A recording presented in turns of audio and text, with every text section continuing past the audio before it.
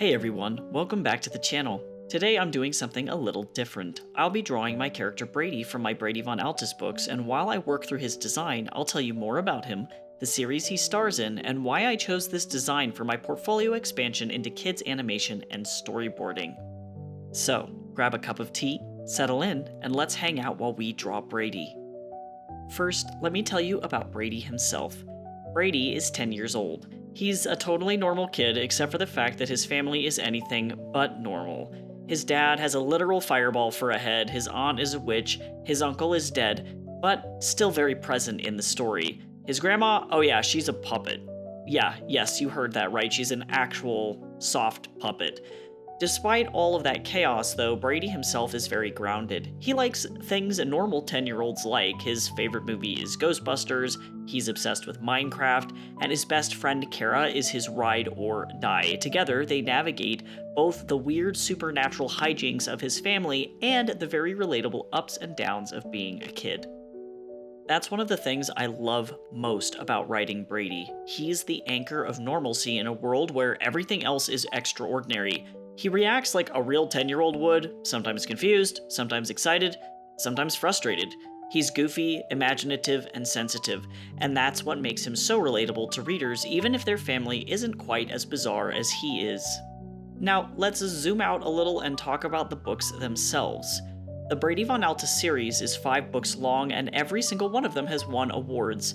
Honestly, they're some of the best books that I've ever written, and they're very close to my heart. I really love the series a lot, and definitely plan on expanding Braidy's universe in the future. They're middle-grade paranormal fantasy stories that mix spooky, fun, heartfelt, folklore, and weird in equal measure. Even if you're an adult reader, I'm sure you'll love these books.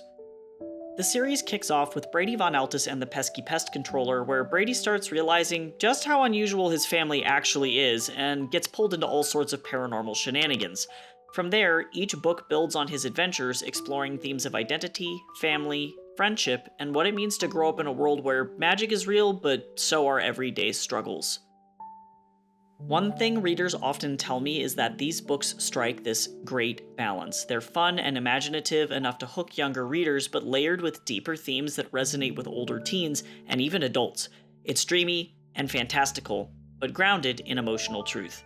And honestly, that's what I wanted these books to be, a bridge between the fantastical and everyday life. They are whimsical, sometimes creepy, often funny, but always centered on real feelings and real relationships. So if you haven't read them yet, you're definitely missing out on a spooky, heartfelt, magical ride. It's almost spooky season, so I'm just saying, these would probably be a good pick for you.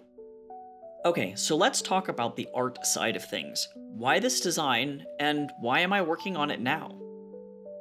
As many of you know, I've been expanding my visual development portfolio with the goal of moving more into kids animation and storyboarding. Don't get me wrong, I love the gritty, dark adult fantasy stuff that I have, but a lot of animation studios are looking for kids animators, so I want to flex my muscles and show that I can do those things too. That means working on a bunch of things for this project, including model packets, environment designs, props, color scripts, storyboards, and of course an animatic, just to name a couple of things. A model packet usually includes things like character turnarounds, expression sheets, and costume designs.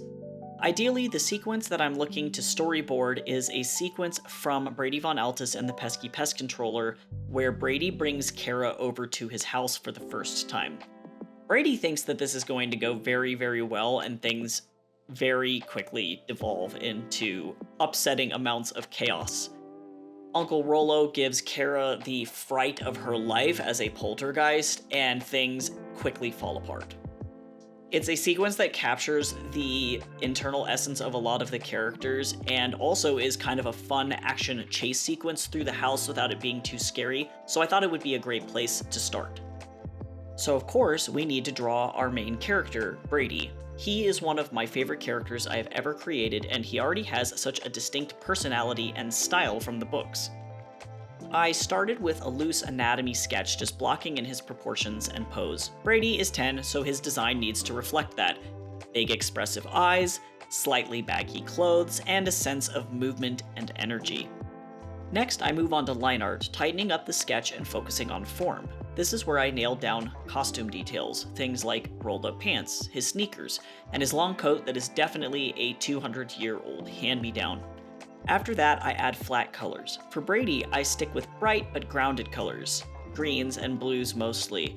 I liked those colors because they feel very earthy, but also very calm and comforting in terms of colors. They're very natural colors, and I think Brady's grounded presence lends themselves to greens and blues.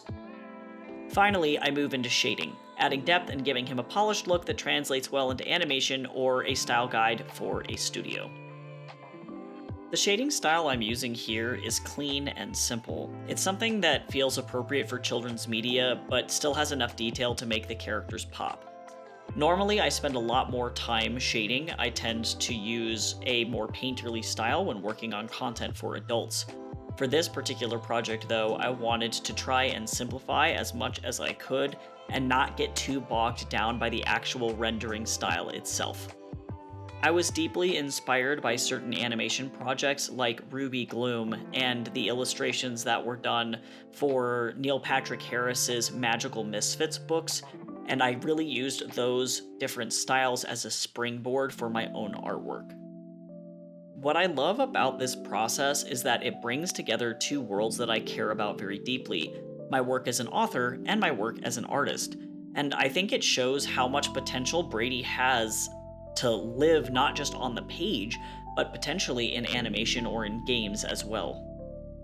The hardest part about this particular project for me is that I just don't draw children that often, so not only was I working in a style that I'm not used to, with a lot of flat shapes, large eyes, and simple shading, but also I'm drawing little humans that have proportions that are different from fully grown adults. It definitely was great in terms of practice, and I'm very glad that I chose Brady to be the project to kind of carry me through this.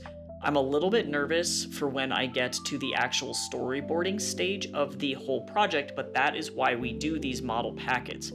I'll be able to use this model packet for Brady as a reference while I work through the storyboards to make sure my artwork is consistent throughout the whole thing. Overall, I'm so pleased with his design.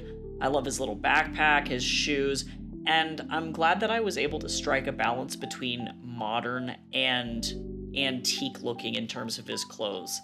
He's definitely wearing a pair of blue jeans that his dad got him from Target or something, but also his coat is a billion years old and probably belonged to a great uncle from the Civil War or something. All of his articles of clothing have some kind of history that talks about how he is tethered to his family, and that's what I love a lot about this particular character. By the way, if you're enjoying this content so far, don't forget to hit that subscribe button. It really helps the channel out, and it means that you'll catch more videos about fantasy books, publishing, and of course more art and character design content like this. So at this point, shading is taking 40 million years, but I'm wrapping up the drawing. You can see the full design coming together. He's got his personality baked even into his pose and costume. Playful, curious, and just a little whimsical, but also that spark of normal kid energy.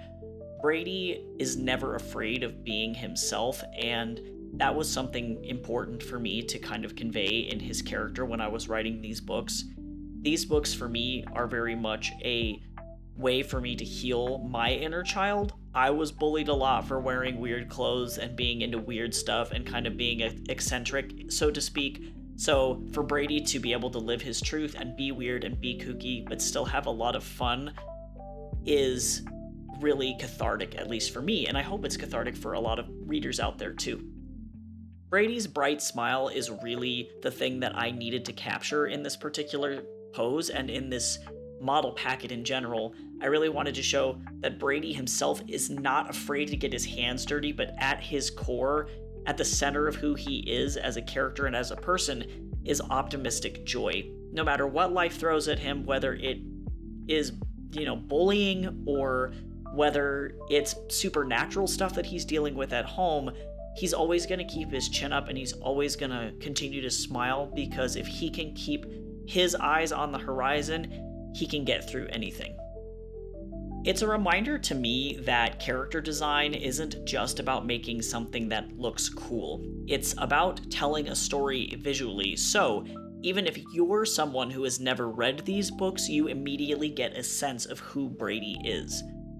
That's really the challenge of visual development. How quickly can I get the story across in just one piece of artwork? And is my artwork effective in that way? So, I don't know, do you think I got Brady's personality across? Let me know in the comments. And that's the finished design. If you want to get to know Brady better, definitely check out the Braidy von Althuis books. All 5 are award-winning and they're available unsigned on Amazon, or if you'd like a signed copy, you can grab one from my Etsy or Ko-fi shop. I even have a special bundle of all 5 books and 5 loose leaf teas that match with the series, so if you're a huge tea drinker like I am, you might enjoy that as well. Links are in the description below. Thanks so much for hanging out with me while I drew and rambled about Brady. If you liked this video, don't forget to give it a thumbs up and subscribe for more content about fantasy books, publishing advice, and my art process. Until next time, happy reading, happy creating, and I'll see you soon.